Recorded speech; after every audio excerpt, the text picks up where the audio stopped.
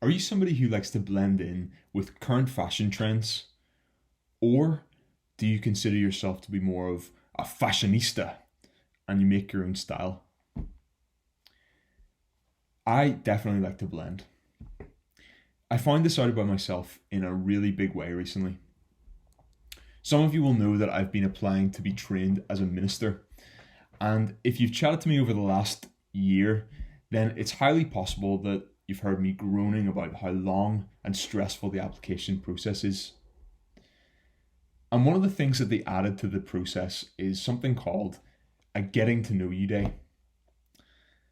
It sounds friendly and cozy, but the catch is that the panel of people who will be interviewing you down the line will all be there and they'll be watching you all day. Oh, yes. I've got a friend who's also applying, and we were texting each other beforehand asking, what are you going to wear to this getting to know you day? Is a suit too much? We don't want to stick out here. He says, I don't have a clue. I think he thinks about fashion even less than I do. So I have an idea. I'll email the administrator and ask if there's a dress code. And she replies, no, there is no dress code.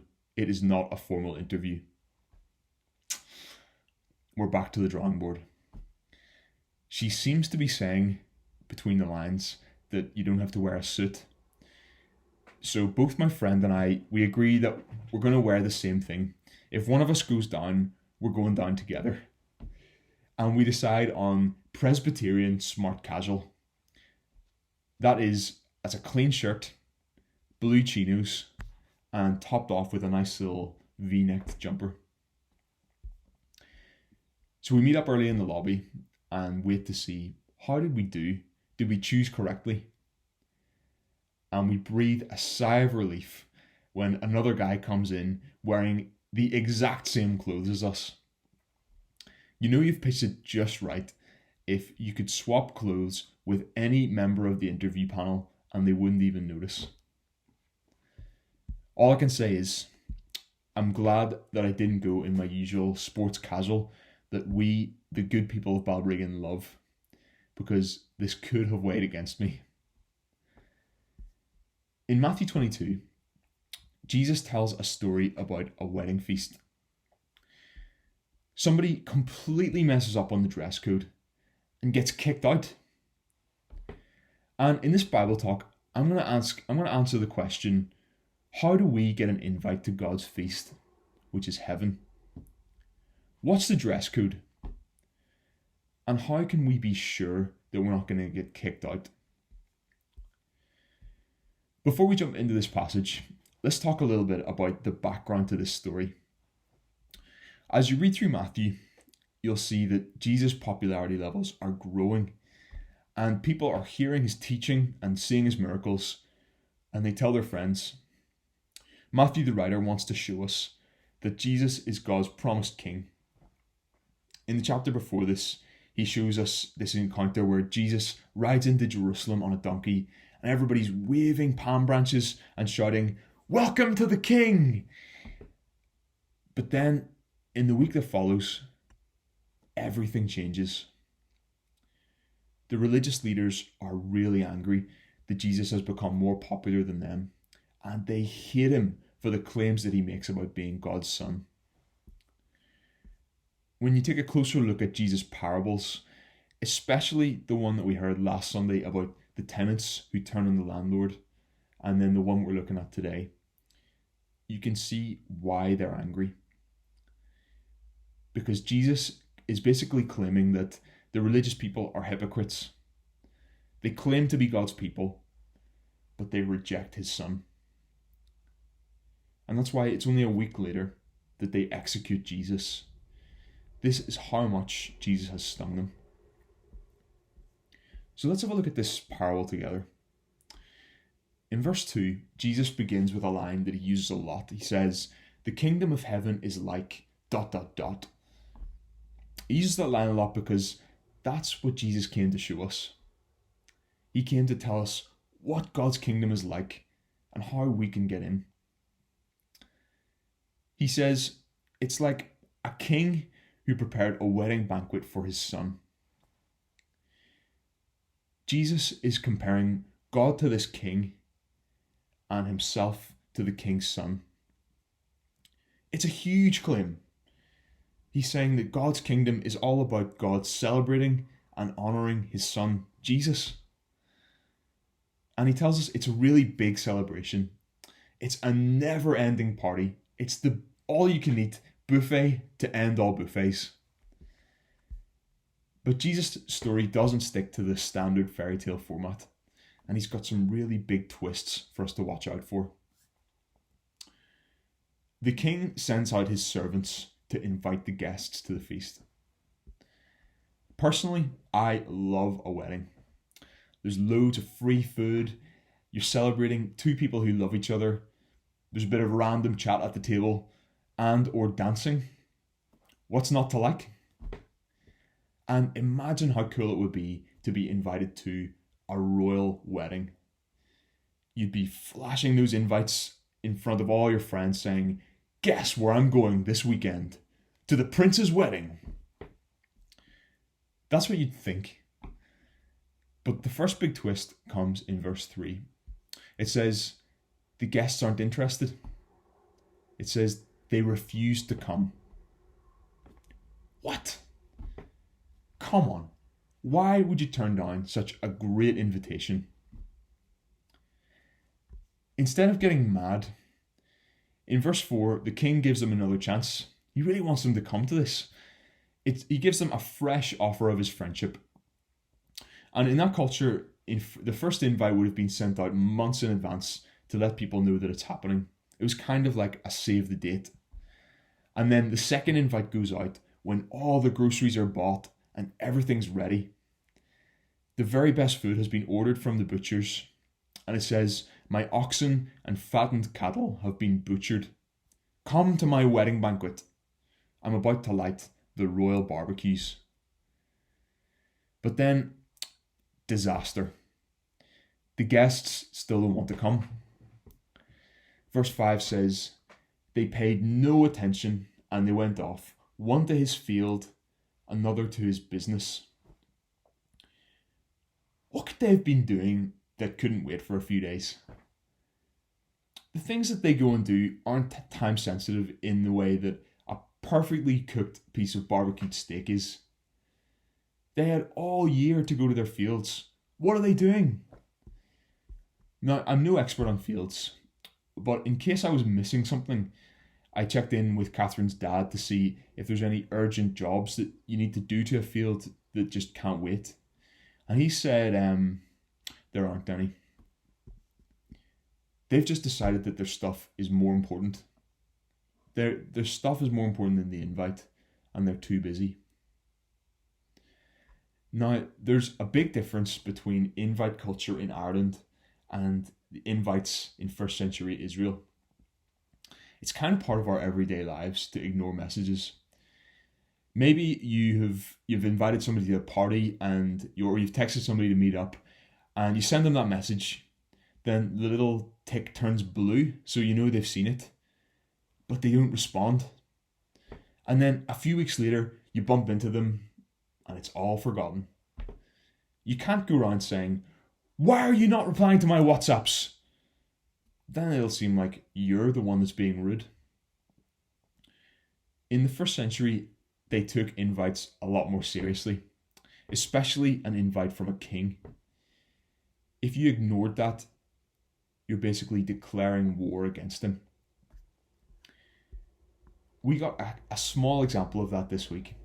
There's a small group of extremely rich football club owners, and they basically said, we don't care about anyone else. We don't care about the fans. We just want to make more money. So let's set up our own private league that we can't be relegated from. What are you going to do about that, FIFA?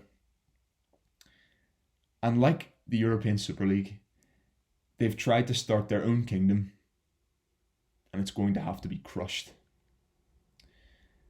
They've thrown the king's offer of friendship in his face, and they're saying, by not turning up, we don't care about you. We don't care about your son. You're not our king. And then a group of guests, they must hate the king so much that they mistreat his servants and they even kill his servants.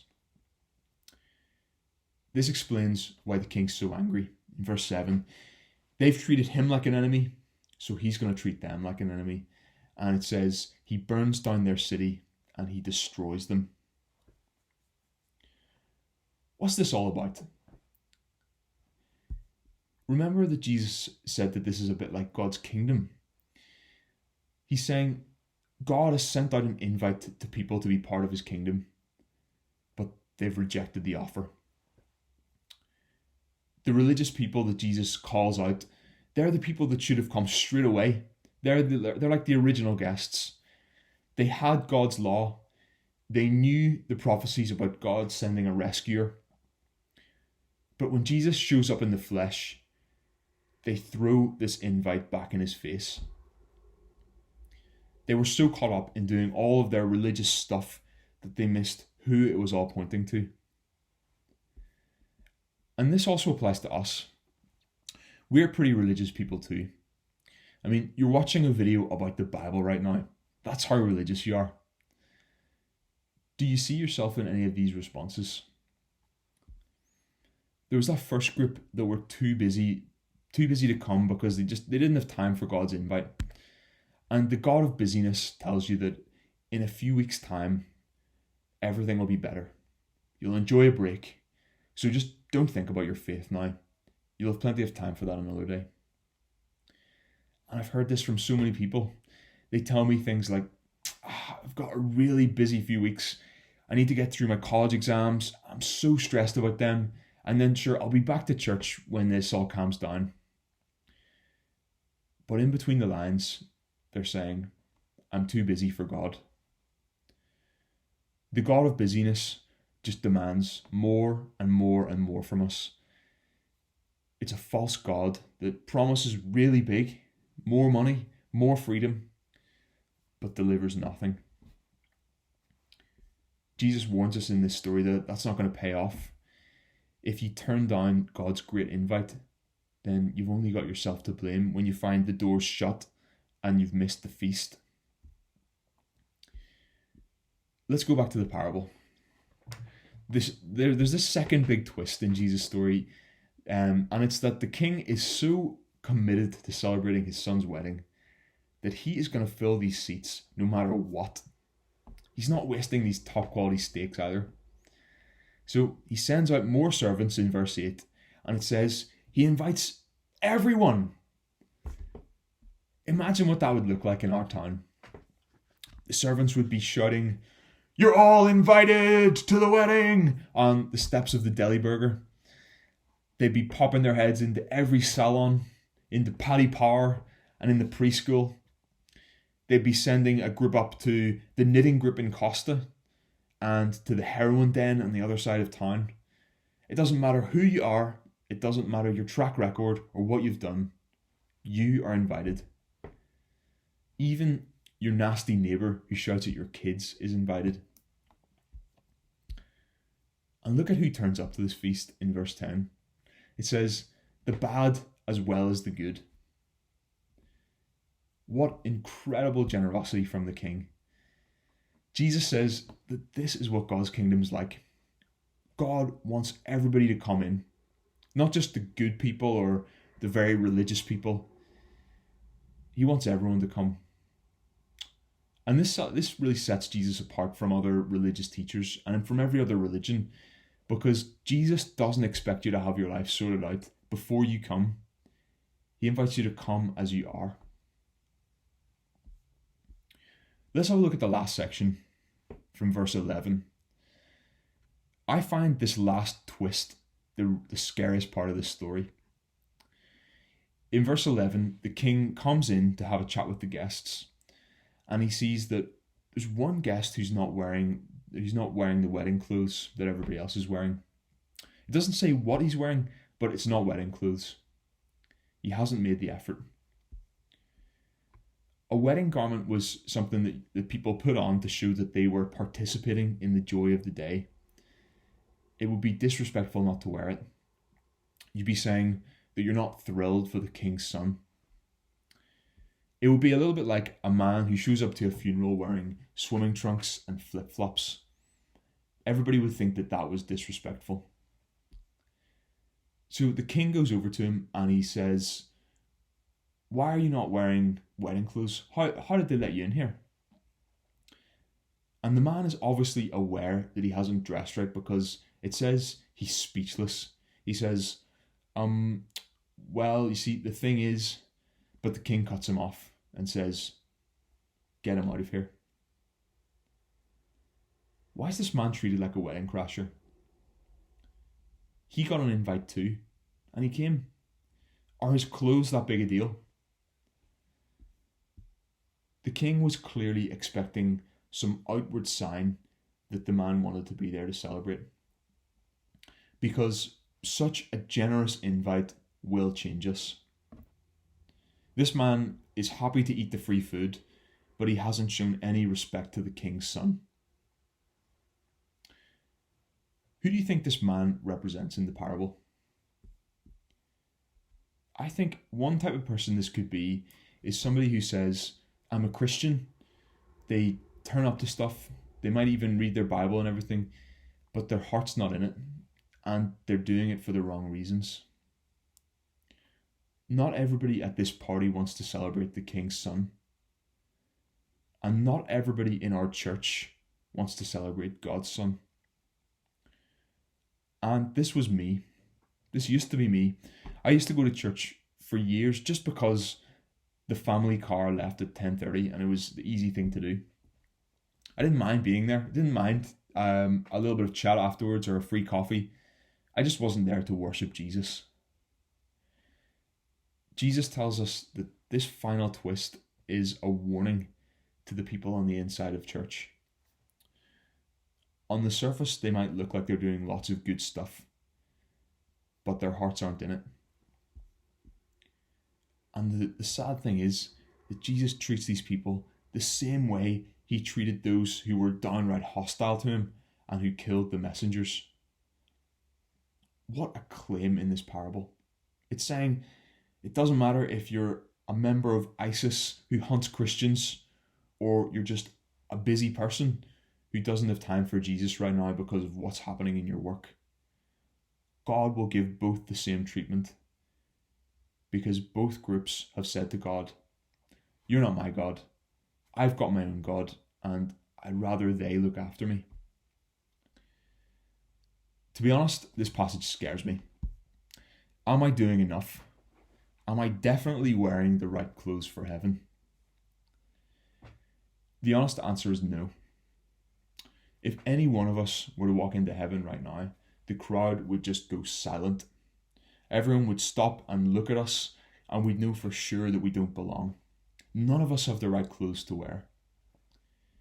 It says in Isaiah 64, verse 6, "All of us have become like the one who is unclean, and all of our righteous acts are like filthy rags."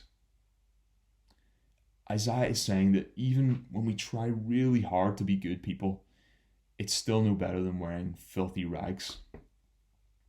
We can't get the right clothes ourselves that we need to get into this feast. You can't buy them. You can't earn them. The only way to get them is to be given them as a free gift by Jesus. Jesus' death on the cross is what makes it possible for you and me to walk into God's presence. Jesus took our filthy rags and made us clean in what is the most unfair trade of all time. He was treated like the rebels and the murderers who turned down God's invite, while we are treated like the king's son and honoured. Jesus clothes us in his perfection and in his goodness while he is crucified. So when God comes over to us at the wedding, we don't need to be afraid, because when we trust in Jesus, we know that God will say, "Welcome to my feast."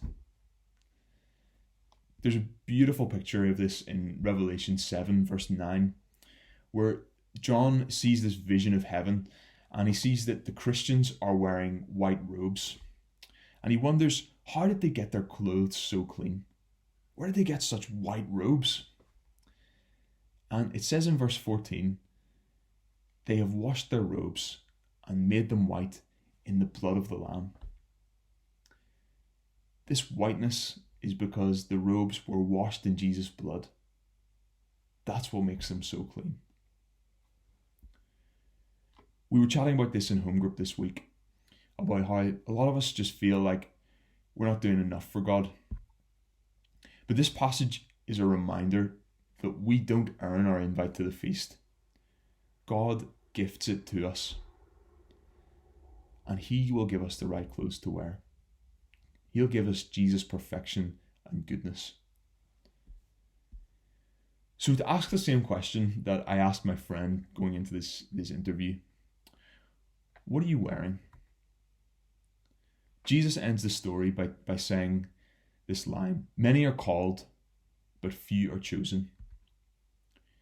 He's saying that this invite has gone out to everyone, and God is so generous to make this offer to us. But it's the people who turn up wearing what Jesus has done and trusting in Him for their forgiveness. They are the ones who are the true guests at the feast.